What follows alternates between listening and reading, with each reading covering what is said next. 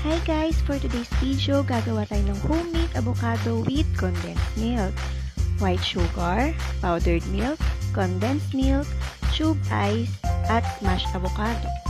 Yan, ilagay lang natin sa bowl ang ating smashed avocado. Yan, durugin lang natin siya. Then, ang ating condensed milk. Halu-haluin lang natin. Ang ating powdered milk.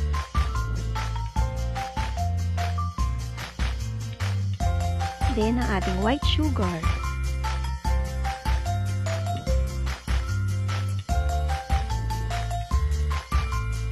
Last natin lalagay ang ating tube ice para malamig. Yan. Halu-haluin lang natin. Then, pwede na natin siya ilagay sa lagayan. Then,